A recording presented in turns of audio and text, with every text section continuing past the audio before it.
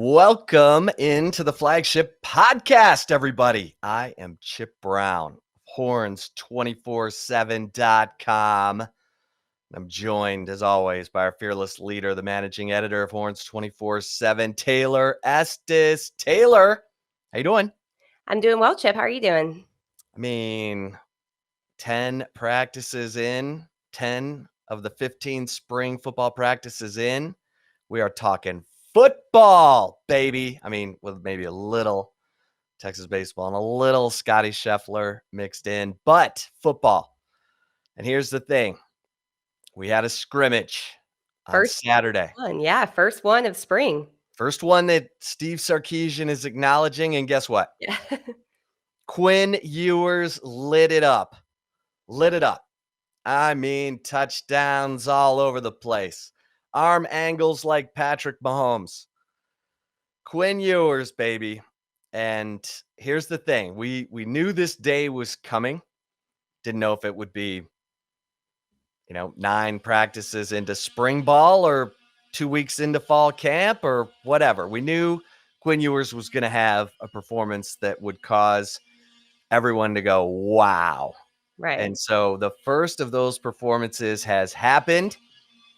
And all I will say is slow down, Texas fans. Slow down. I know you want to let your minds run wild. You have visions of Ewers, apex training mate Patrick Mahomes. You have visions of grandeur. You have visions of national titles and Big 12 championship. Slow down. Because according to Steve Sarkisian, there were interceptions in Tuesday's practice. Right.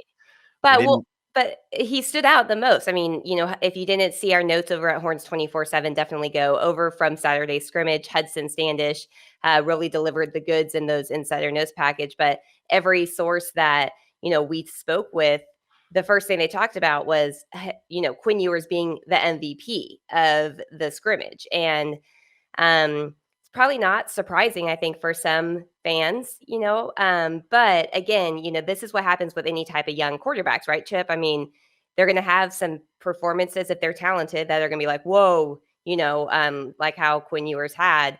And then they may follow it up by throwing interceptions in practice the next day, and they're not getting hit too in practice also. So, yeah, I think it's a positive sign that not only was Quinn Ewers, quote unquote, the MVP, according to sources that were in attendance at the scrimmage, but also, Hudson Card did get a lot of love too. So it sounds like the quarterback position may be starting to, gel in the way that would be ideal for Steve Sarkisian in, year 2 as the head coach at Texas.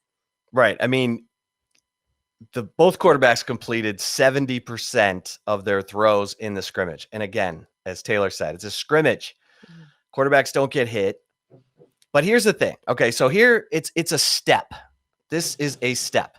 So you wanted to hear that Quinn Ewers is making plays, that right. He has the arm talent, that it's showing up on the field. He's throwing deep ball touchdowns to Xavier Worthy. He's finding Jordan Whittington for a touchdown. He's throwing with a crazy arm angle to Jatavian Sanders and all that. You want to hear that. And it's a step, and that's what you want, because this is going to be an accumulation of install for Quinn Ewers. He's getting pieces of the offense, and then he's got to put it all together.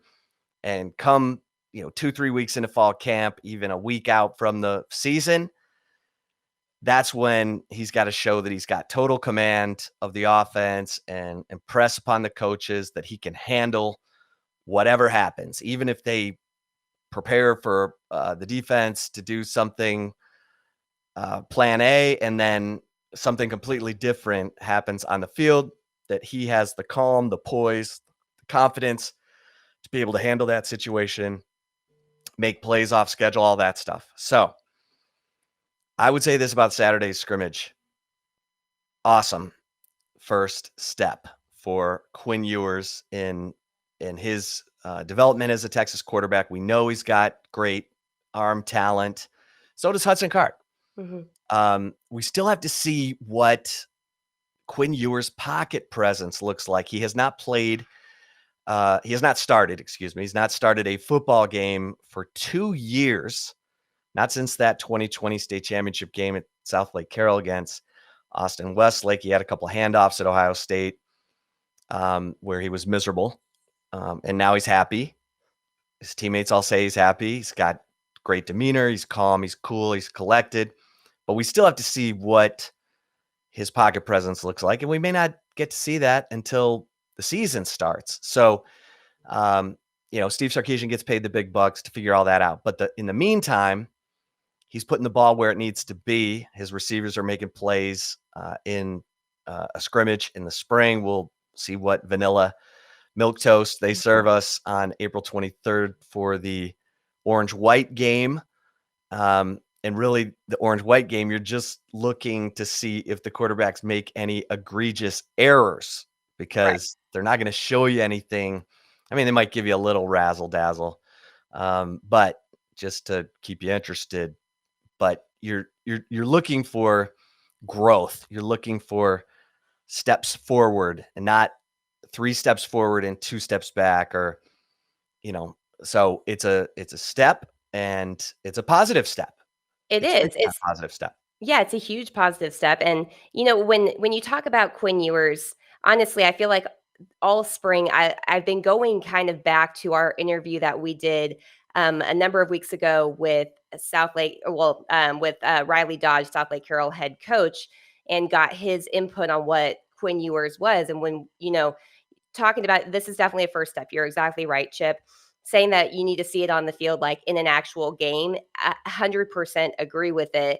But the one thing that Riley Dodge really, really, hit home in that interview podcast that we did with him was about Quinn Ewers' demeanor. He was always the cool, calm, collected type of guy. And, there were times where Riley Dodge said that he sometimes would have to check himself. Like, am I being too crazy here? Because he is so, even keeled, and then still delivers too. And, sometimes you want to see the quarterback maybe not be as, maybe kind of be in guys. Show some emotion. Yeah. Riley Dodge was like, I wanted him to show more fire, and he didn't, but that's not who he is. He's a cool cat. Yeah. And that's and that's something that it's worked out for him, in his career, I think too. And you have to think back to that season. Quinn Ewers had double hernia surgery. He missed a number of games. So the fact that he would be coming back from an injury, missing all that time, and still lead a team to a state championship appearance, that was so huge, I think. But, I really think it's going to be interesting to see how he can do it at the college level. But, the minute that you hear the thing about Quinn Ewers being cool, calm, collected, everything, I can't help but go back to Riley Dodge and hearing a head coach, a successful head coach, say that he sometimes would have to check himself. I think that's really powerful to hear. And so, as you mentioned, Chip, positive first step, no doubt about it. You want to see it in an actual game setting where the quarterbacks are getting hit. You may not see that until the fall, but you have to take your wins where you get them right now, especially at the quarterback position. And this is a big win for Texas. Well, and let's be honest, this team needs players to rally around. They need positivity. When you turn over a third of your roster and you're coming off a 5-7 season and you're not quite sure. I mean, we'll get into Moro Ojomo and his comments from last week, and Steve Sarkisian kind of, expressing disappointment that Moro, Ojomo was talking about how difficult it is to get an entire team to burn with the same desire to win and not be distracted by things like chasing women, alcohol, and money. But, Moro Ojomo talked about how the veterans on this team are trying to get the younger players to, understand you got to hate to lose. You got to burn to win. This isn't easy. Don't get distracted.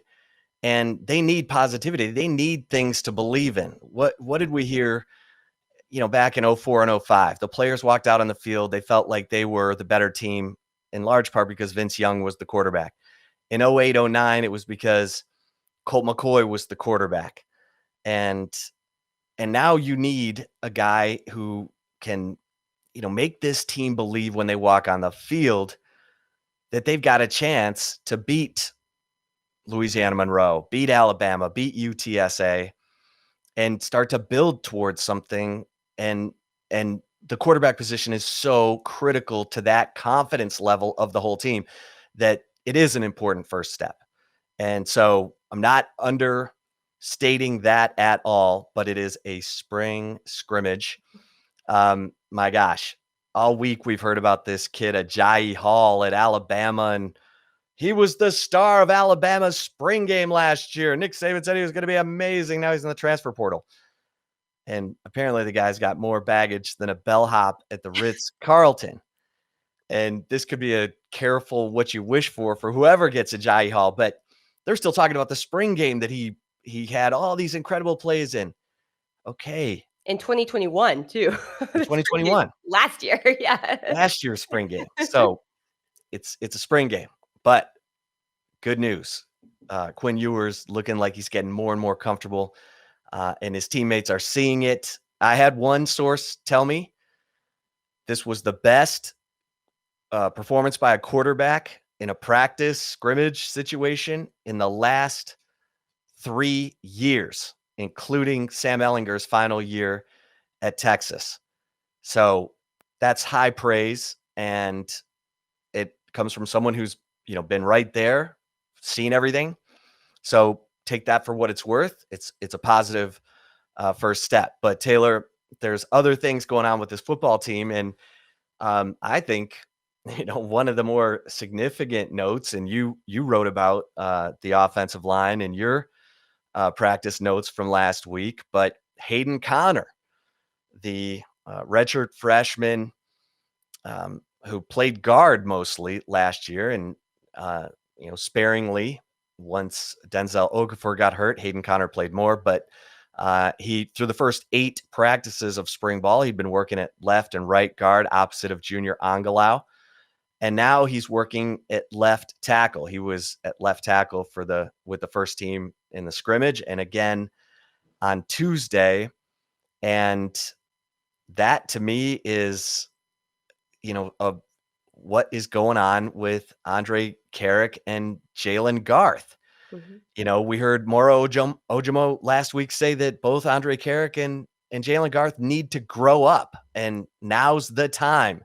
They need to show if they're in this to win this or if they're just happy to be on the team. And so here we have another wake-up call with Hayden Conner getting the reps with the first team at left tackle, and that has allowed Cole Hudson, the early enrollee freshman, to take Connor's spot at guard with the first team. So Cole Hudson getting some big-time reps with the first team as an early enrollee freshman. So significant developments on the offensive line. Yeah, there's a lot of developments there. And Chip, we touched on this in our last week's Wednesday show of the Flagship podcast about Andre Carrick and Jalen Garth really needing to take the step. I mean, now is the time to do it. I mean, right now is when these offensive linemen can really make a claim for a starting role before these true freshmen come in, the 6 true freshmen that will be enrolling after the spring semester. I mean, this needs to be a wake-up call. And the fact that it doesn't seem to be, I should say. We're not in the locker room. We don't know what is going on between the players in the locker rooms. But when you have a 5th-year senior guy in Moro Ojomo talking about, that they've got to grow up, that should in itself be something that you don't take lightly. You don't take that type of comment lightly, especially from your teammate. And I kind of liked that he called it out. I really do. And I know some people are, on the fence or think that that's even Steve Sarkisian think that type of conversation needs to be, kept in-house and not be expressed publicly. But when, listening back to what Moro Ojomo had to say and everything, all of the comments that he made, I took it as a veteran player who has just been fed up with the constant hype but never delivery of this team. And now there's even more, distractions with the NIL stuff. I mean, when Moro Jomo was a freshman, that wasn't even on the table yet. They were not able to make money off their name, image, and likeness. No players were. So this is a new development too. And I think that, say what you will about whether it should have been said publicly or not. It needs to be it needs to be heard. That's what it needs to be. It doesn't need to just be said. It needs to be heard by these guys. And Chip, when you mentioned I talked to some people that were in attendance for last week's practice, Thursday specifically, and the comments about the offensive line really were not glowing in any way, shape, or form, even to the extent that one of my sources thinks that there could be 2 true freshmen starting on the offensive line, and that those 2 true freshmen may not be on the roster right now. And if you're a Jalen Garth, if you're an Andre Carrick, if you're any of these offensive linemen who have been in the program and should have the leg up on a true freshman that isn't even on campus yet, and people who know football and have played football are watching this and saying, yeah, like the offense, they need a whole new offensive line. That's not a great sign for where you are as a player. And it seems like this, I mean, it's a constant storyline, I feel like, with Texas, right, Chip? I mean, it's been constant, ups and downs on the offensive line, and offensive linemen never really developing too well, whatever it may be. But this is the time that they have a prime opportunity. It doesn't seem like they're taking it right now. And that, maybe it's a mentality thing. Maybe that's just something that you can't teach. It has to be something that you are born with, or something, that fire in your gut to realize the opportunity at hand, on the table for you, and whether you're going to take it and run with it. And it doesn't seem like they're doing that. So, not an ideal situation for sure with the offensive line, but with Hayden Connor running with the first team at left tackle, that's a huge development, because that kind of was not expected, I don't think. And it could be because there's still 6 true freshmen coming in, that may be playing a role in it, but that's definitely a significant development too. Yeah. And I thought Steve Sarkisian, I asked Steve Sarkisian today, we're recording on Tuesday, about Hayden Connor. And I thought this comment was telling. He said, what I like about Hayden is he's a tough guy. He's committed. I think he has the right mentality internally from an offensive line perspective, buying into Coach Flood. That group has to play as one. And I think he kind of embodies the characteristics we're looking for. I thought the key part of that was he's committed. Mm-hmm. This is a guy who's buying into what Coach Flood is selling, and he's all in. And clearly, from what we're hearing from Moro Jomo and from others, there's some hesitancy on the part of Andre Carrick, maybe Jalen Garth. Maybe it's just not clicking as fast as the coaches would like. But nonetheless, they're guys who've been in the program longer than Hayden Connor and have waited their turn. They should be frothing at the mouth at this opportunity to play left tackle at the University of Texas, the most coveted offensive line position, where, great players, Connor Williams, Sam Cosmi, the only draft picks here in recent history, as well as, the Jonathan Scotts of the world, and on and on. So this is a significant development, in my opinion, and we will definitely keep an eye on that as we go forward. I mean, I don't think there's any doubt that there's a ton of confidence in the top 3 receivers on this team. Mm-hmm. Xavier Worthy, Jordan Whittington, Isaiah Nair. And I think we're seeing some flashes from guys like Marcus Washington, Calvante Dixon, Casey Kane. And there's, Bijan Robinson may be the best running back in college football. So, and Roschon Johnson may be the best leader on this team, and do-it-all player, can play quarterback. We saw it in the K-State game. They've got talent. They've got skill, talent. They're developing at the tight end position, but the offensive line is the key to the whole operation. And Calvin Banks and Devin Campbell, 2 of the top offensive line recruits in the country at their, inside and outside on the offensive line, are coming, and they're coming in June. And so Time's running out, Taylor. There are 5 spring practices left as we record this, including the orange-white game, and then those 6 offensive linemen. And don't forget, 16. What did Sark say today? 16 newcomers arrive in June. Yeah. So including a bunch of defensive linemen as well. So, this is the time right now. It is. I mean, and you're talking about, with the left tackle position. I mean, that's the second highest paid position in the NFL. And if you have the opportunity to really secure that role at a, blue blood type of college football program like the University of Texas, you have to want it. And it's just, I don't know. I just don't really know how to feel about the mentality of the offensive line, because you brought up a good point, Chip. We can talk about all of the players that Texas has at the skill positions. We can talk about the quarterbacks, really starting to take that next step, you hope, at least based off of the first scrimmage, how they looked in there.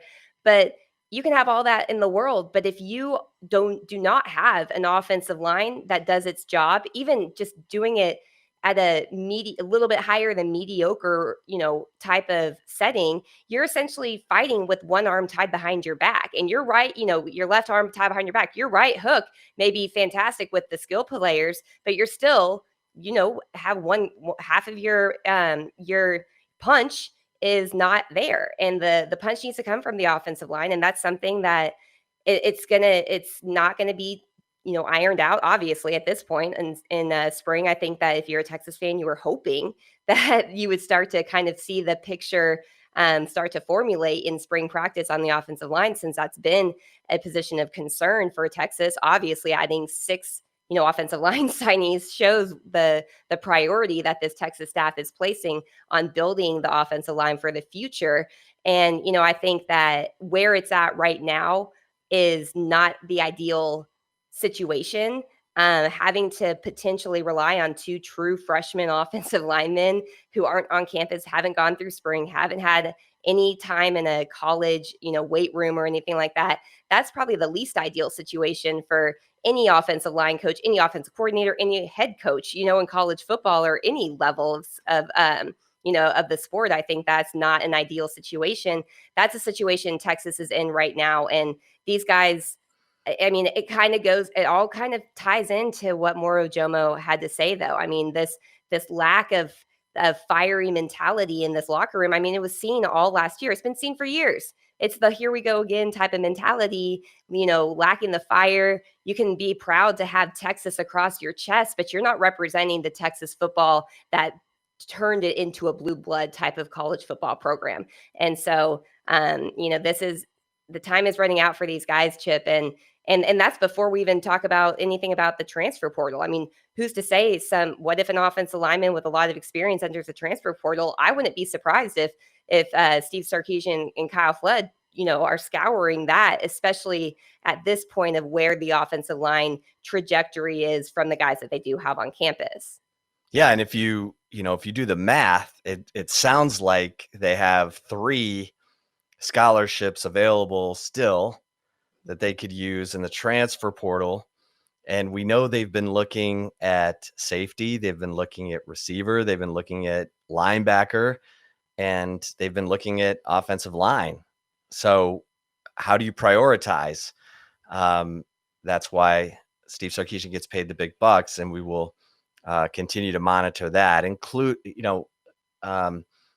this Ajayi Hall situation, which, there's rumblings that maybe Texas is interested in Hall, the mega talented but mega troubled offensive receiver leaving Alabama. I don't know about that one. From what I've heard, this is a careful what you wish for situation from a team chemistry standpoint. I don't think this is a locker room that can take any kind of negativity in terms of a bad locker room presence. I'd stick with what I've got before I bring in something that's going to test. If Nick Saban and his culture can't absorb this guy, I don't know. Just my 2 cents from afar here. But Taylor, significant news Tuesday that Steve Sarkisian confirms that early enrollee cornerback Jalen Gilbo is suspended from the team for violating team rules. He is still in school, going to class. He is, but he's suspended from the team, no team activities. So this is really disappointing news because Jalen Gilbo was already rotating in with the first team. He was rotating in with Deshaun Jameson at cornerback.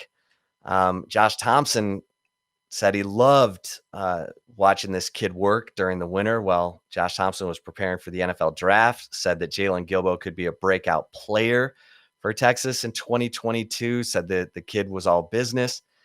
And last week, after 7 spring practices, Jalen Gilbo suspended. So he did not take part in the scrimmage over the weekend, and obviously is not practicing with the team right now.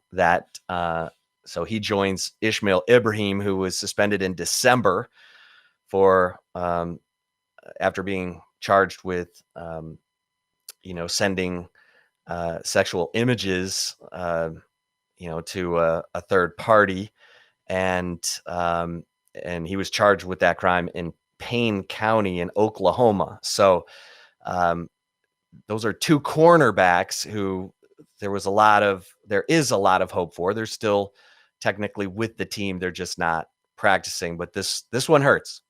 Yeah, it definitely does. And honestly, on the flip side of that, this needs to be a wake-up call for Deshaun Jameson. The fact that he is, going to be a 5th-year senior in 2022 for the 2022 season, and in such a short amount of time, he was, having a true freshman early enrollee who had not even gone through any type of college football practices, rotating in at the ones with him.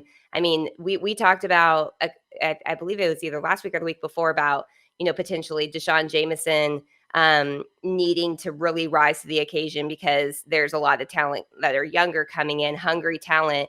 And Jalen Gilbo was the one. I mean, he's got to see that this is his chance to really, flip the switch, because that I think, Gilbo was one of the ones that was going to be, vying for playing time and starting reps or anything with Deshaun Jameson.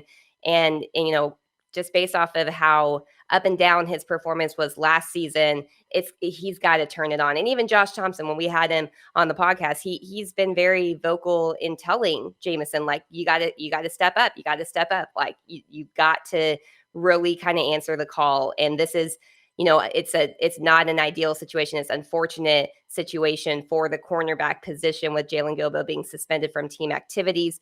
There's no, ETA on when that suspension may or may not be lifted at this point. And so, from behind the scenes, what we had been hearing, there's some, this was a suspension that sounds like it was a warranted one.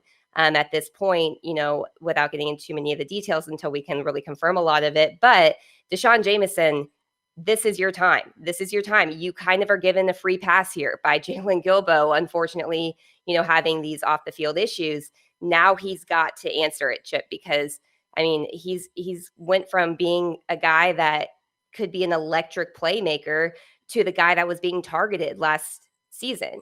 People were throwing his way more than they were throwing Josh Thompson's way, and they were picking on him. And it's now he's got to step up. This is his last chance to do so, and he's got to answer that call. Yeah, and I heard that Deshaun Jameson did have 2 of his better practices, Thursday and Saturday, and so maybe he is getting the message.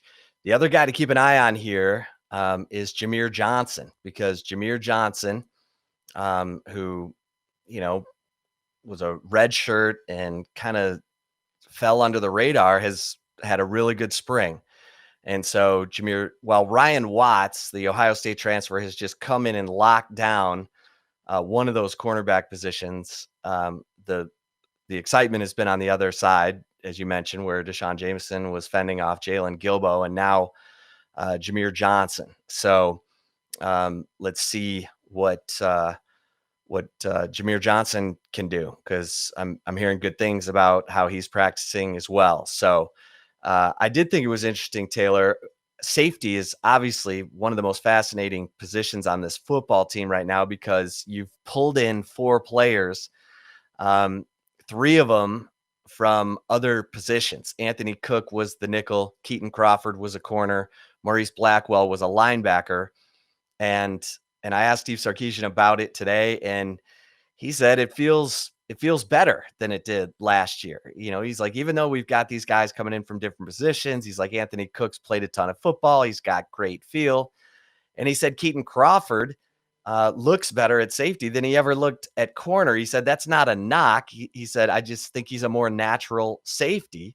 Mm-hmm. And Keaton Crawford is one of those, tough guys, undersized, got a chip on his shoulder, can run, will hit you, kind of like Jade Barron. Both those guys, I kind of like those guys for that very reason. Texas needs more chip on the shoulder guys who are just going to go out there and give everything they've got and not ride around on their recruiting credentials. So Quandre Diggs of the world, that's what they need. Yeah, Quandre the dog Diggs. I mean, Quandre the Giant. Quandre the Giant. I mean, more of those guys, please. And I feel like Keaton Crawford and Jade Barron are more like Quandre Diggs. So let's see it, obviously.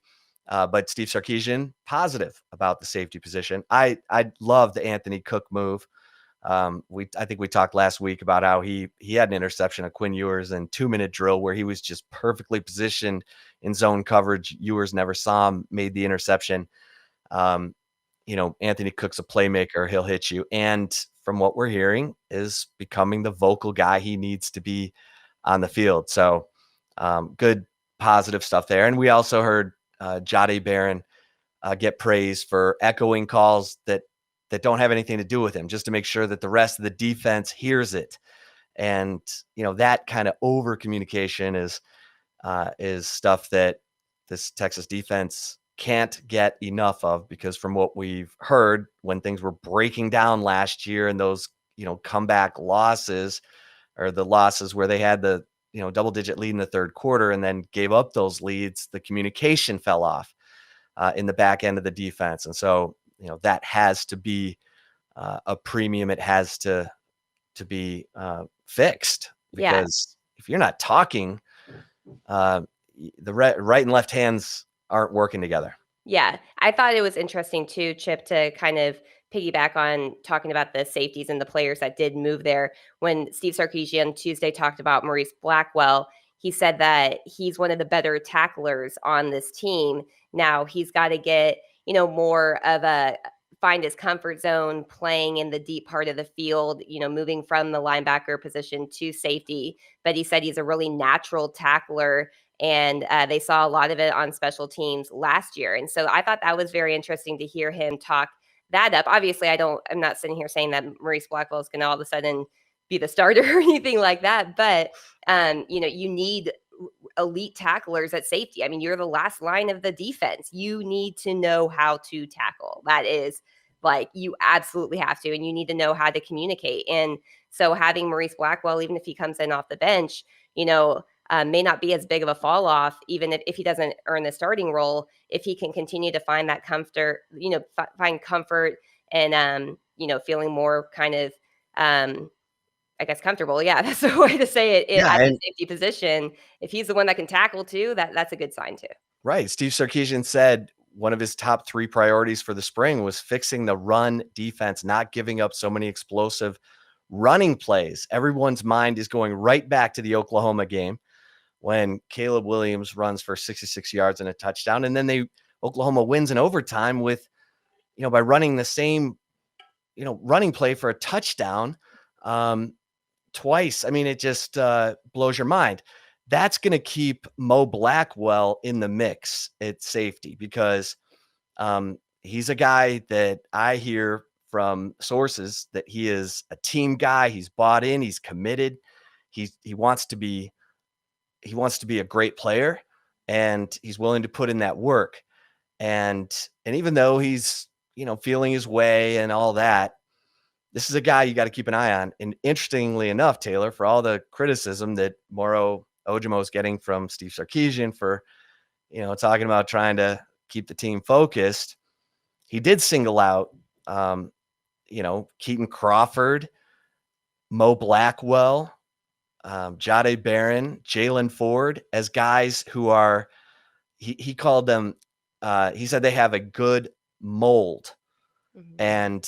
And that was his way of saying these guys are football players. These are guys who are going to be part of the solution. And so, and Mike Roach, our, recruiting guru here at Horns 24/7, Mo Blackwell was one of his favorite players in the 21 class because he's a dog. He wants to.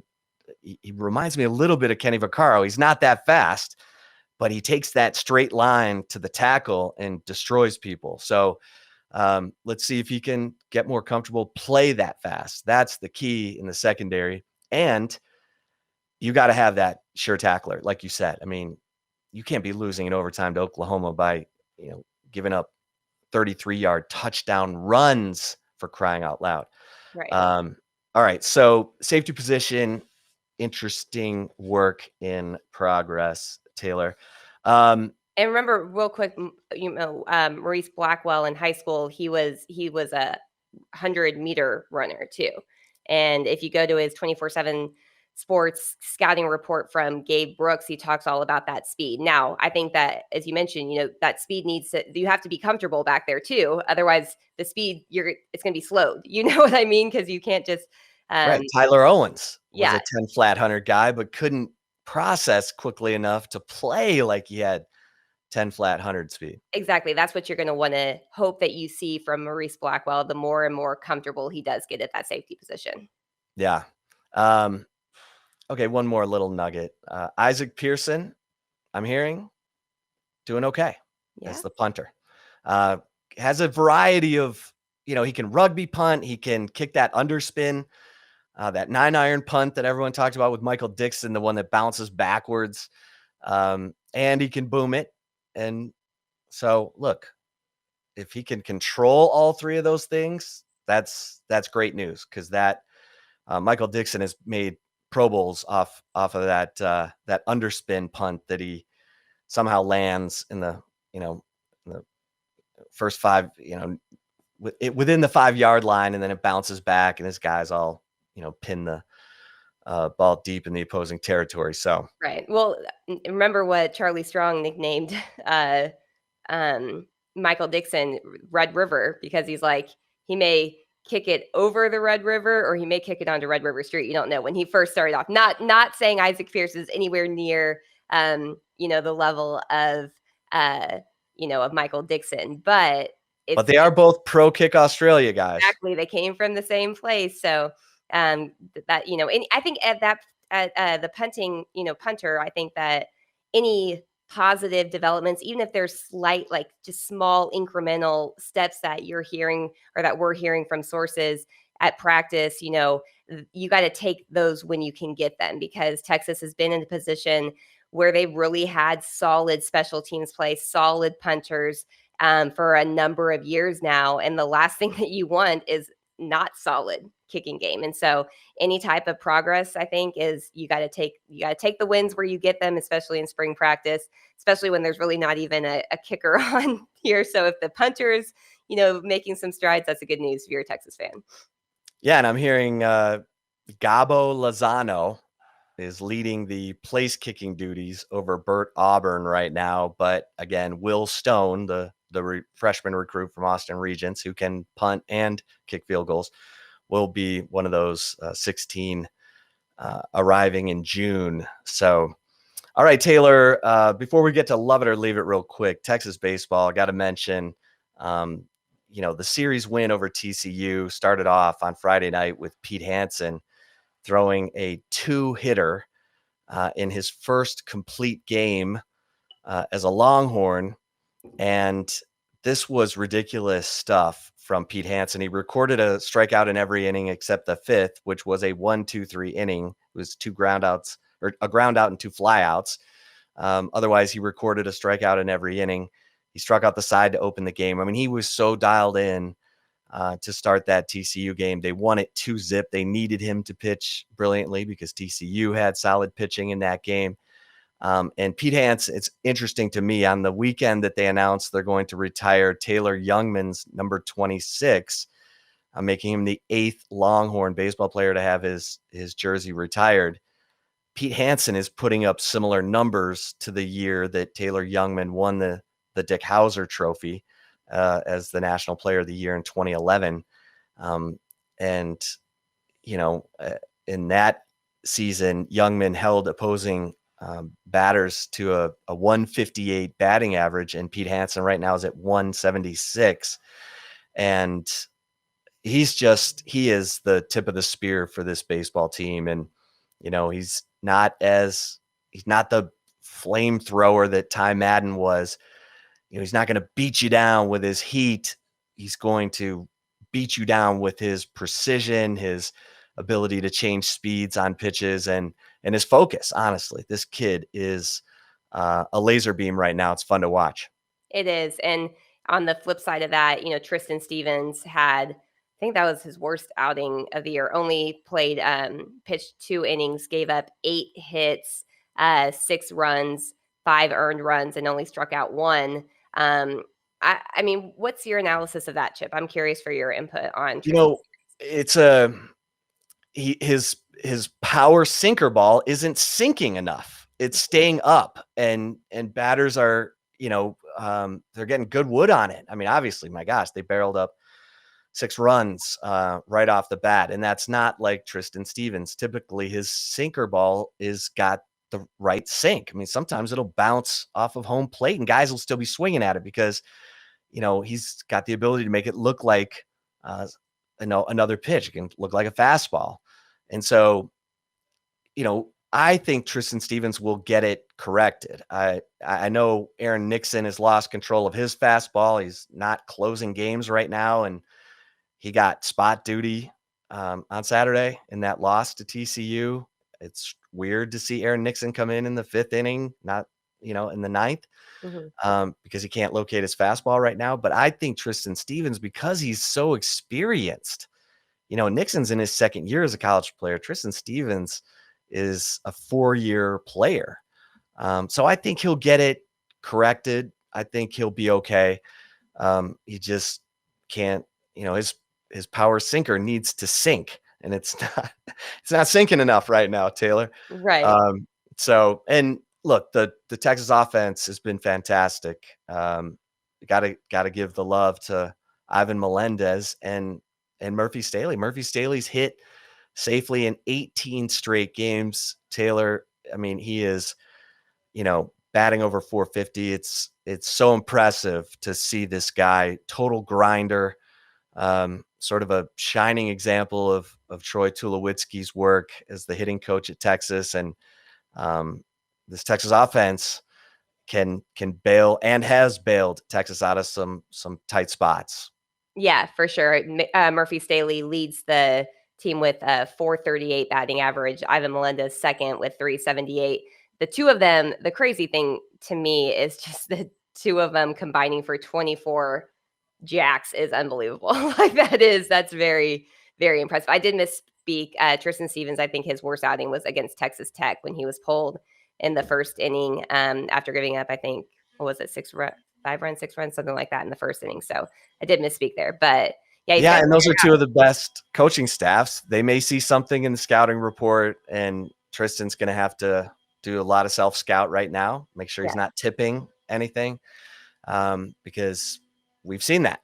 Right. Guys can develop some habits that end up tipping off the hitter. So, and I think the thing with him too right now, Chip, just like last thought here is, which I think with baseball players, them getting into the slump and then allowing the mental take over the physical, that's so crucial. And you hope right now that does not happen for Tristan Stevens, because, again, he had Texas Tech on March 26th, had a pretty decent performance against Oklahoma the following Saturday, then had the poor performance against TCU. So really he's had one good performance in the last 3 Saturday. So you just hope that mental doesn't take over his physical and take over, what he's taught to do and what he's coached to do. Because that's, I mean, my brother was a pitcher. Those slumps are real when they get into them. It's not just batters that get into them. The pitchers, it's a very mental game, and it can really screw with you a little bit. Pardon the, poor term. My dad was just visiting this past week, so I was glad I said screw instead of something else, but talking about baseball. But I mean, you just kind of hope that he can just kind of clear the mechanism. I use that term from the game, but just kind of focus on what he knows how to do and what he does best. Yeah, and the thing about Tristan Stevens is he pitches to contact. Like he expects ground balls. He's a ground ball pitcher, and so just make sure that sinker ball has sink and let those guys wrap those little grounders up to Trey Faltini and Skylar Messinger and Mitchell Daly and Ivan Melendez. They go, after playing Stephen F. Austin on Tuesday night, they go to Kansas State for a 3-game series this weekend. And Texas 24-10, number 7 in the country, now trailing number 4 Texas Tech and number 5 Oklahoma State. Interestingly enough, the number 1 team in the country is Tennessee, who's 31-1. The one loss is to Texas. So, and real quick, Taylor, Scotty Scheffler, what an amazing month this guy's had. He's won 4 of his last 6 tournaments, including the WGC Dell Match Play here in Austin. Then he goes to the Masters and wins. And interestingly enough, in his post-game press conference, he said that he cried like a baby Sunday morning and told his wife, "I don't think I'm ready for this stuff." Like, he didn't think he was ready for all the hype and all the stuff that would come if he won the Masters. Mm-hmm. And his wife, Meredith, who he's known since he was in high school at Highland Park there in Dallas, said, "Who are you to say if you're ready? We're not in charge of our lives. God is in charge of our lives. Trust him. Go out and do what you do." And he did. And he won. And, I just thought it was really powerful because Scotty Scheffler has Teddy Scott as his caddy. Teddy Scott was the caddy for Bubba Watson during his 2 Masters championships. And then they, Bubba started to struggle last fall. They parted ways. And Scotty Scheffler and Teddy Scott had met at a PGA Tour Bible study. And that's why Scotty Scheffler called Teddy Scott and said, "Listen, I don't just want any guy on my bag. I want a Christian." And Teddy Scott said, "Whoa." And then he went to his family and said, "We need to pray about this. And I'm going to let you all make the decision." Teddy Scott's family said, "We think you should do it." And here they are. It was about the time Teddy Scott came on his bag that everything started going up for Scotty Scheffler, but Scotty Scheffler is getting it done. And that was unbelievable. Becomes the 3rd Longhorn to win the Masters, Taylor, joining Ben Crenshaw and Jordan Spieth. Yeah, that was a wild. And honestly, we talk about the Masters. Rory McIlroy, talk about a comeback. Oh my gosh. I mean, that got a little interesting. Too close for comfort there for a little bit with him, kind of crawling his way up. I mean, finishing 2nd at 7 under behind Scotty Scheffler at 10 under. I mean, that was kind of wild to see. I was, when I was watching it, I was like, people were talking about Smith. What's his? I'm not very good. Cam Smith. Yeah, like, oh, he may catch Scheffler, and then you saw McIlroy kind of like come from the bushes. You're like, I think it's going to be the other. It's not going to be him. It's going to be someone else. And that was an impressive. I mean, obviously, never impressive to finish 2nd in my opinion, but still, that got interesting there for a little bit during Sunday's round there. Yeah, and McIlroy, he was the hot thing, and he's won all the majors except for the Masters, and he had a big lead going into the back 9, and he, fell apart on hole number 10, and he's never quite been the same at the Masters since. And, Jordan Spieth, wins big in 15, hits it in the water on 12. On 16, you mentioned Cam Smith. Now they all think about it when they go to 12. They think about Jordan Spieth hitting it in the water and losing the Masters, and Cam Smith hit it in the water on 12 and lost the Masters, or lost any chance of contending for with Scotty Scheffler down the stretch. But Scotty Scheffler even said he, got to 12 and thought about Jordan Spieth and, wanted to make sure he took enough clubs. So great stuff. Scotty Scheffler, hottest story in sports right now. So and the most, I'll never forget, I said it last week on the Flagship podcast. I covered the 2016 NCAA championship when Texas played Oregon in the final, and Scotty Scheffler drew Aaron Wise, the medalist in that NCAA championship. They were playing on Oregon's home course, and Scotty Scheffler destroyed Aaron Wise 5-4. It wasn't close. The Oregon fans were all cheering for Aaron Wise, and every time Scotty Scheffler rolled in a birdie to beat him, he would, pump his fists and say, "Hook 'em!" Hopefully loud enough for his teammates to hear him across the course. I love the guy. He's a grinder, and he's way more competitive than he leads on with that aw shucks stuff. But all right, Taylor, you ready for some love it or leave it? I am. Before we get to love it or leave it, we're going to take a really quick break, but stick around. We will have much more football talk coming up, so stay tuned. We will be right back. And if you're watching us on the Horns 24/7 YouTube channel, we will roll on here to love it or leave it. Chip, you ready to talk some more football? Because I am. Let's do it. Alrighty. My first one for you is love it or leave it. There's no stopping the Quinn Ewers hype train after his sterling performance in Saturday's scrimmage. Yeah, I feel like the guy standing in the middle of the railroad tracks right now, about to get obliterated. I mean, I want to leave this because I think it's important for the hype train to slow down for the rest of this spring. I mean, unless he goes out in the spring game and just, looks like Patrick Mahomes. We'll go case by case here, but right now we have a sample size of one. It was a wowzer scrimmage. And I mean, like I said, I had a source tell me it was the best performance by a Texas quarterback in a practice or scrimmage in the last 3 years. So it was significant. It was a eye-catching, deep ball touchdowns, weird arm angles like Patrick Mahomes, his apex training mate. So look, that's exciting. That's great. But please, there needs to be some stopping of the Quinn Ewers hype train. So I'm going to leave this, Taylor, even though I think with fans in their minds, there's no stopping the hype train. How about you? Yeah, I guess it's more of who are we asking here? Like we're talking, there's no stopping the Texas fans hype train over Quinn Ewers, then I would love it, because I think that Texas fans are just, kind of foaming at the mouth, wanting to see this guy be the guy that's going to bring Texas football back to prominence. And yeah, they want confirmation bias, right? Yes, they want us to say, yes, this is the dude. He's the guy. He is the golden ticket back to the glory years of Texas football. I'm also going to leave it, though, and saying you've got to just temper your expectations right now, because it was, as you mentioned, first scrimmage. They're not getting hit. It's not like a full contact type of situation where, like in a game or something like that. So, you've got to really, I know Sark's, his whole saying is all gas, no brakes.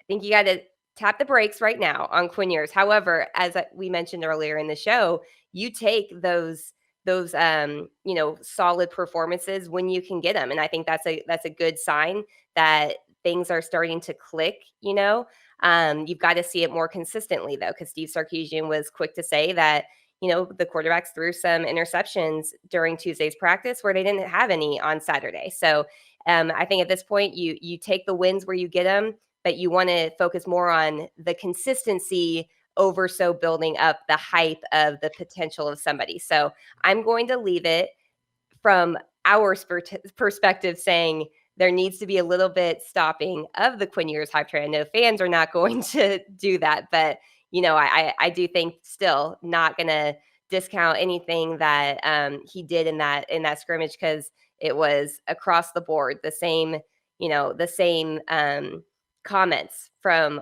various sources that were in attendance. It wasn't just one source, saying, just talking this person up, and the other people be like, oh, I didn't really see that. So, that this was the consensus. So that's a good sign. That's I'm going to agree with you on that. All right. Love it or leave it. Number 2. All right. My second one is love it or leave it. The most significant storyline of spring football right now is sophomore offensive lineman Hayden Conner getting reps with the first team at left tackle. I'm going to have to love this, Taylor, because, Jalen Gilbo getting suspended. He's a freshman and was not probably expected to be a starter if he could have pulled it off. And he's still with the team. So, he's suspended, but he's still with the team. But Hayden Conner is a guy who was playing guard through the first 8 practices of spring football, while Andre Carrick and Jalen Garth rotated at left tackle, Christian Jones over at right tackle. And now Hayden Conner is taking snaps with the first team at left tackle. Hayden Conner's a guard. And so but he's versatile. And look, Justin Blaylock was a guard who could play tackle. I'm not saying Hayden Conner is Justin Blaylock, because Blaylock was one of the best offensive linemen in the last 20 years here. But this is significant because what's going on with Andre Carrick and Jalen Garth? You guys are the veterans on this offensive line. It's your time. The door is wide open before Kelvin Banks and Devin Campbell get to campus. And now Hayden Conner is getting reps at left tackle. This is a concern, Taylor. And I think these coaches are sending big time messages right now. And you got 5 practices left. So 5 spring practices left. You better figure it out fast. So I'm going to love that. How about you?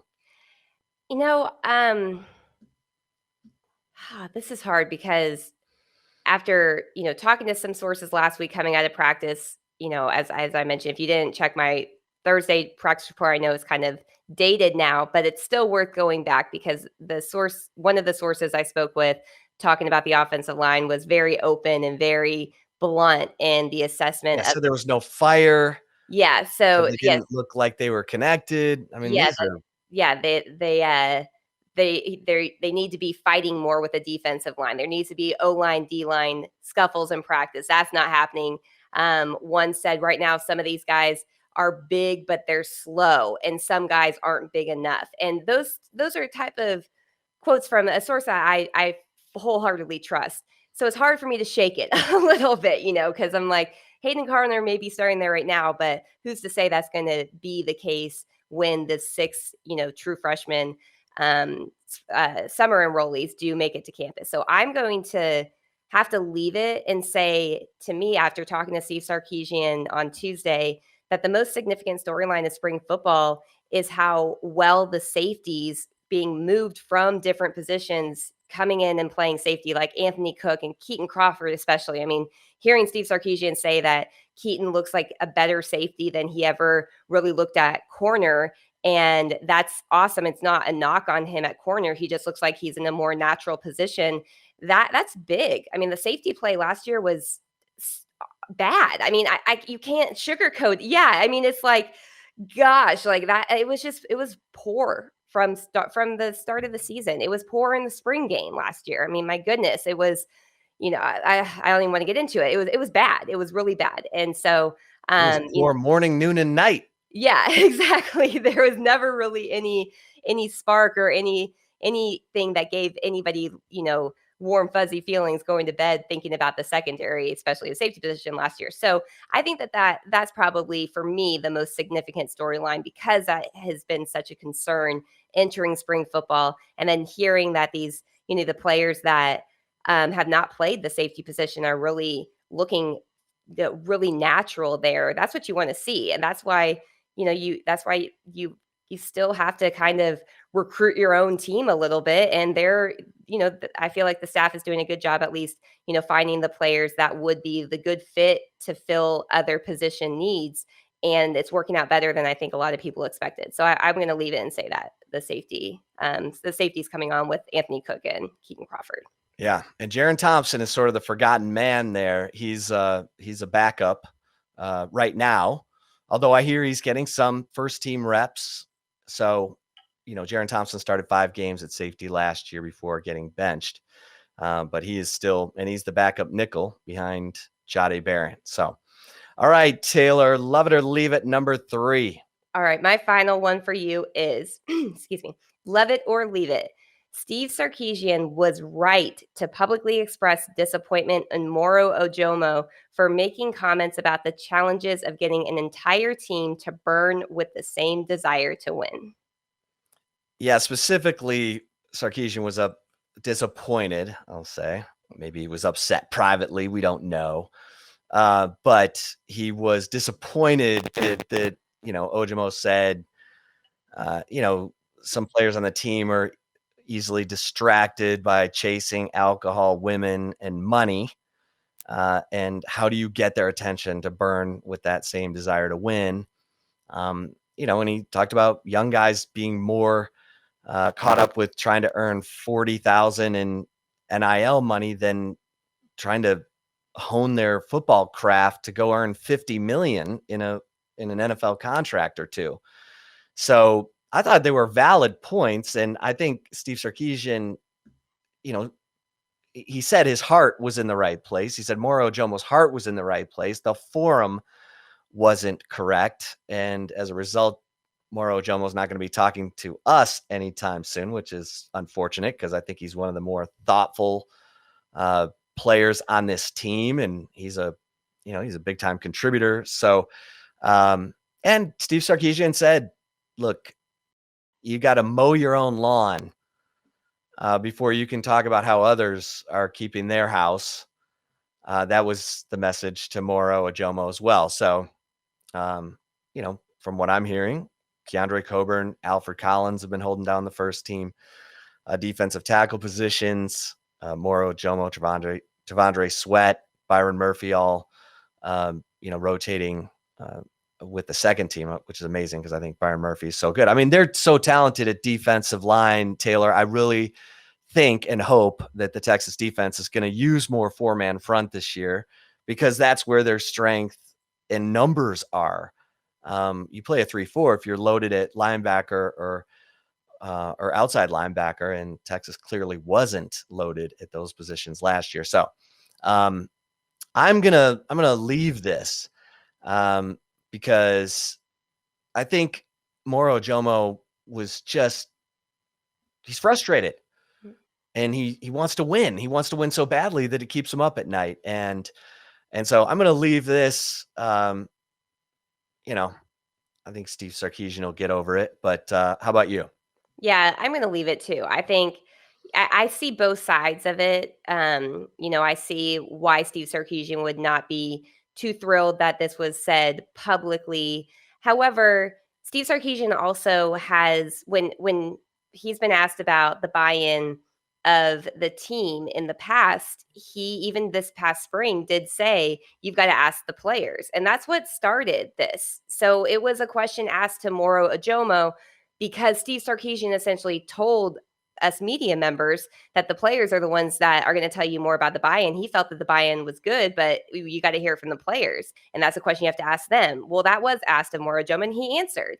And he didn't need to go into as much detail mentioning, chasing women and alcohol and, $40,000. But what he said was spot on. I mean, the fact that, the NIL has really made things very tricky, I think, inside college football, especially because that's where you're hearing a lot of the big dollars are really going to those student athletes that are in college football.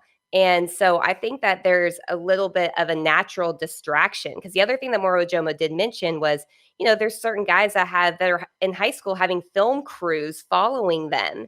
and filming every single like thing that they're doing as a recruit. They haven't even played in college. And it's not about the NIL money that you get, maybe 1, 2, 3, 4 years in college. You should be playing for your second NFL contract. And that's what I thought that was really powerful when he mentioned that. You're not even talking about your first NFL contract. He was talking about you play for your second NFL contract. And so then you can, live in the Spanish Oaks and you can drive the Rolls Royces and you can do that. And that's so true. What he said is absolutely true. And I think, for a guy that has been involved with, ups and downs from just he's facing a lot of adversity from the moment he stepped foot on a college campus, not personally or anything, but just the teams he's played on. And you could tell that there's a level of frustration with him with the losing, I think, of the past. It boiled over in his comments, and I liked it. That's a fire that I want to see from more Texas players. I want to see that fire. I want to see these guys hate to lose more than they love to win, because that has been a problem dating back to, honestly, when Mac Brown was the head coach. I'll never forget, I asked that question to Tyrone Swoops in 2014. I said, do you hate to lose more than you enjoy winning? And he told me he couldn't answer that question. And when he said that, I was like, well, you just answered it, because that should be an instant response of, I hate to lose. I asked Quandre Diggs that same year that, and I didn't even have to ask Quandre. I knew the answer of what Quandre Diggs was, but he was like, no, we have nowhere near the guys that hate to lose as much as they love to win. That was 2014. We're in 2022. This has been a common mentality, lack of mentality, I should say, from top to bottom, inside the locker room at Texas football, regardless of who the coaches have been.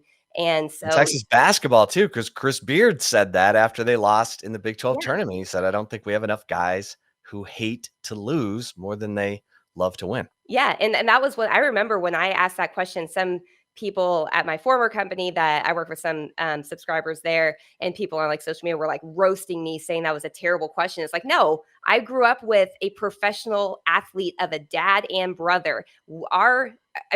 You could be second in what you did in your life, and it would still not be what you should have been doing. And that's how I was raised. And so this is a common issue with Texas football.